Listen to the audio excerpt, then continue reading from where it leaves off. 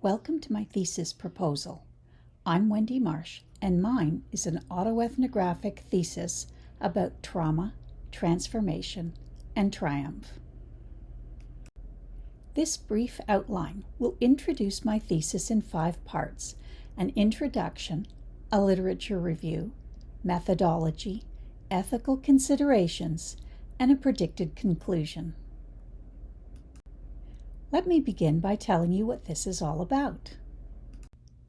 This thesis introduces an autoethnographic study reflecting my transformation from a child who navigated adversity, developed resilience, and experienced personal growth to become an adult with decades of experience as an educator of infants, children, and youth.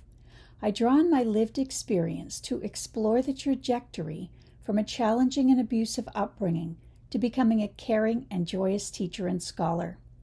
I'll be using a blend of memories, observations, and stories meshed with conversations, artifacts, and personal journals, and then blended with academic resources to triangulate honest, rich data on which to reflect, analyze, and finally to share. During my initial literature review, I found 4 themes that fit in with my study, and it's on them that my overarching autoethnography will be based.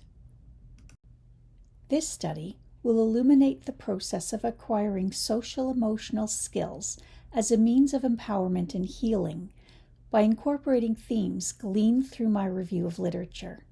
I'll first focus on adversity and resilience, next social-emotional skills and healing, then identity and transformation, and finally, educational empowerment and teaching practice. My aim is to advance understanding of how children cope with adversity, to promote dialogue about adverse childhood experiences, and to deepen understanding of resilience theory in order to humanize teaching and learning. Theme 1 chronicles adversity and resilience. Many children immersed in households where adverse childhood experiences, or ACEs, are part of daily living, aren't able to overcome their trauma. This theme will investigate how the development of social-emotional skills ameliorated my own personal distress and expanded my resilience. I'll talk about how my early life experiences shaped my identity and worldview. Theme 2 explains social-emotional skills and healing. Many children who live with the effect of ACEs don't develop the skills to extricate themselves from their situation, to disengage themselves from their personal history. This theme will investigate how my resilience developed and continued to grow in the face of adversity to construct an inner fortitude. I'll discuss the coping mechanisms I employed in such a severe household. Theme 3 describes identity and transformation. Many children who live with the effect of ACEs can't separate themselves from the past to build an identity based on hope. This theme will investigate how my identity shifted during the journey from a casualty of adversity to a young woman in ascendancy where I could imagine a happy future. I'll introduce how my interaction with education catalyzed change and healing. And Theme 4 elaborates on educational empowerment and teaching practice. Many children who live with the effect of ACEs can't flourish and thrive while their daily life is undermined as a result of trauma.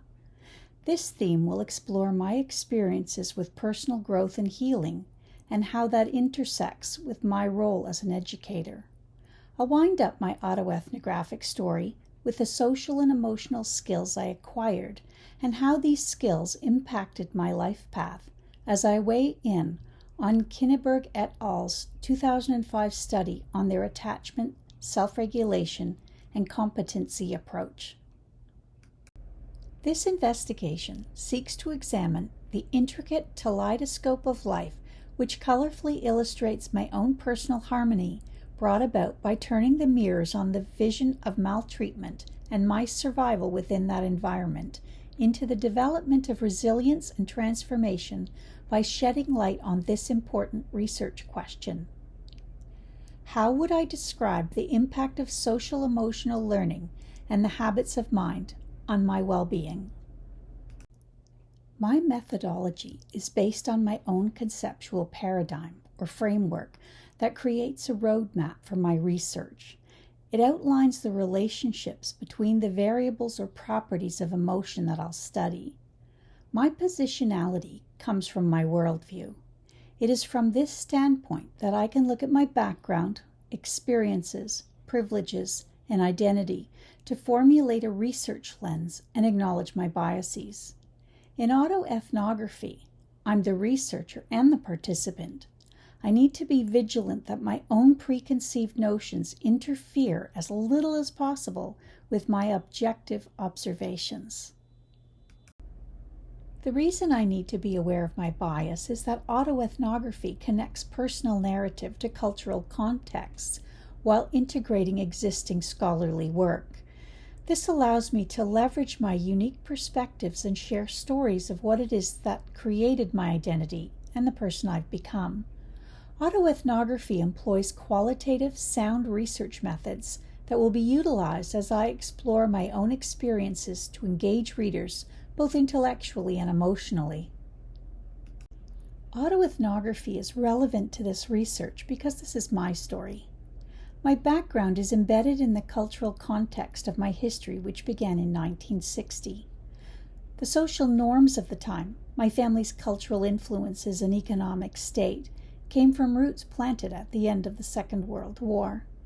The relational ontology, those relationships, continue to affect me and my family to this day.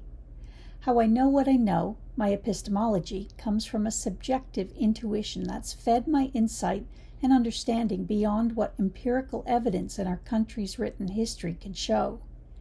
It's the sharing of reflections through my personal lens that'll shed light on how and why I believe children may not be what they seem in the classrooms of today.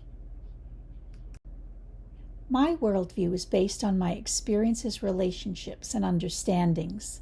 These affect my beliefs, my identity, and how I interpret the world. It's my own self-awareness that will help me to counter my biases. Overall, autoethnography can be a fantastic tool to integrate theoretical insights when harnessing storytelling to bring readers along on a journey of transformation. Traditionally, autoethnographic studies don't require an application to the Ethics Review Board. However, one still needs to maintain care to tell only their own story. With most research, there are ethical considerations that will come into play. The ethical implications of sharing my personal experiences means that I will not have to submit my proposal to the Ethics Committee, and yet I'll endeavor to ensure that I keep personal or intimate details private. This is my story alone and my own vision of what I've experienced. Others will be represented as accurately as possible without revealing their own details and identity. I'd like to end by telling you a little bit about what I hope will come of this study. The findings of this thesis will reveal how this educator's own growth journey can impact teaching philosophy and pedagogical approaches to build strategies for creating supportive, trauma-informed classrooms.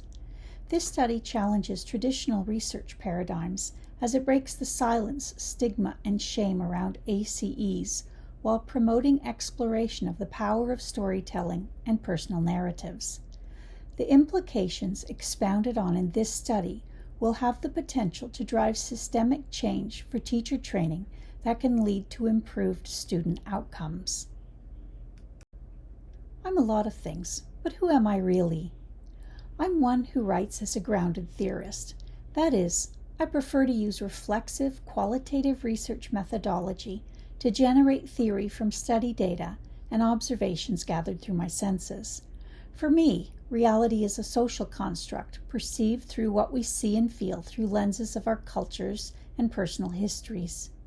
Reality is subjective and dynamic, understood through languages, relationships, and experiences.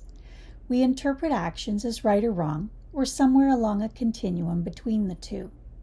I believe our responses are based on who we are, where we're going, and how we fit in.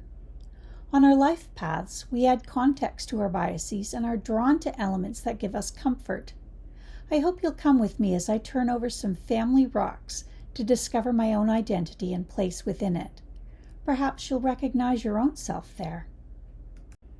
I hope you were intrigued by my thesis proposal. If you'd like to follow my journey further, you can follow me on Facebook, X, and Insta at Marshucation, and on my website, wendyfmarsh.com. Thanks for listening.